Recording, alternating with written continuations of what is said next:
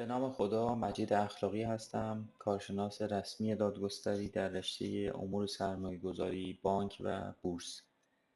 در این ویدیو به بخشنامه بانک مرکزی در خصوص نحوه تسهیم مبالغ واریزی مشتریان بابت تسهیلات اهدایی می‌پردازیم.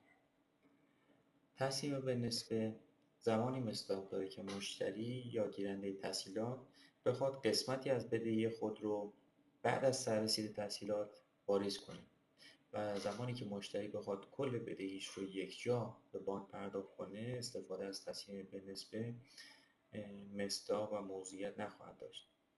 هر بدهی بانکی از 3 جزء تشکیل میشه: اصل، سود و وجه التزام.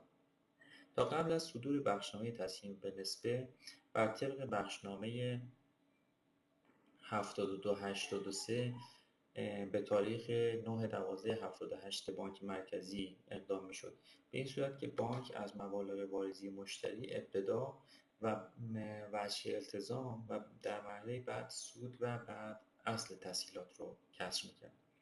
اما بعد از صدور بخشنامه 1059/72 بانک مرکزی به تاریخ 19/5/1388 بانک‌ها ملزم شدند مبالغ واریزی مشتریان رو به نسبت سهم هر یک از اجزای بدهی تقسیم کنند. در اینجا ما با یک مثال نحوه تسهیم مبالغ واریزی مشتریان رو هم در روش قدیمی و هم در روش تسهیم به نسبه مرور می‌کنیم تا در نهایت به یک جمع‌بندی و نتیجه گیری کلی برسیم که بخشنامه تسهیم به نسبه چه مزایا و منافعی رو میتونه برای مشتری یا بانک در پی داشته باشه. فرض کنید شخصی مبلغ 2 میلیارد ریال با نرخ سود 24% و مدت بازپرداخت 1 ساله به صورت رأسی از بانک دریافت کرده باشه. در این صورت نرخ سود تسهیلات مبلغ سود تسهیلات برابر خواهد بود با 2 میلیارد ریال ضرب در 24% که در اینجا 480 میلیون ریال خواهد شد.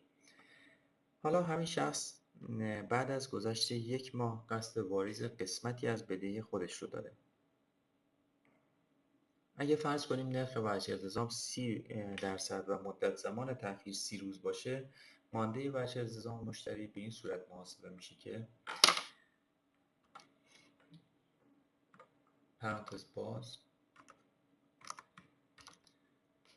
اصل بدهی به علاوه سود پرانتز بسته ضرب در نرخ 30%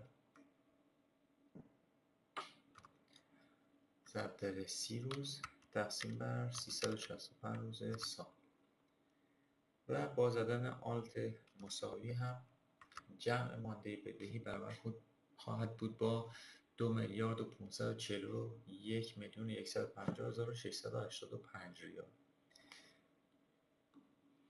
فرض کنیم مشتری قرار هست که 500 میلیون ریال از مبلغ بدهی خودش رو واریز کنه.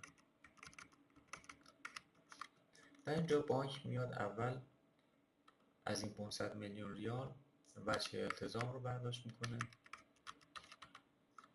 و بعد هرچی موند رو بابت سود کسر میکنه مساوی با 500 منهای 61 و اگر اضافی داشت بعد میاد در مرحله بعد اون رو از اصل تسهیلات جمع میکنه که توی مثال ما برای اصل تسهیلات چیزی باقی نخواهد بود. جمع این 3 قلم که من اینجا دارم 500 میلیون ریال هست. مانده جدید بدهی مشتری هم برابر با مانده اصل بدهی منهای واریزی اصل. مانده سود برابر با مانده بدهی از بابت سود منهای مبلغ واریزی سود و مانده جدید وجه التزام هم برابر است با مانده وجه التزام منهای واریزی وجه التزام و جمع این 3 قلم هم با زدن آلت مساوی به ما نمایش میده. اما در روش تسهیم به نسبه بانک بایستی مبلغ واریزی رو بین کل اجزای بدهی تقسیم کنه و این تقسیم بر مبنای وزن هر یک از اجزا از کل مانده بدهی تعیین میشه. به عنوان مثال ما اینجا وجه التزام رو اگر داشته باشیم و جمع مانده بدهی، مشتری قرار هست 500 میلیون ریال واریز کنه.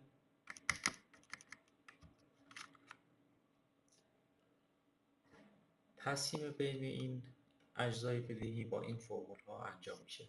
به عنوان مثال سهم اصل از واریزی، یعنی از این 500 میلیون ریال چه سهمی بابت اصل منظور میشه، از این فرمول به دست میاد که مبلغ واریزی یعنی 500 میلیون ریال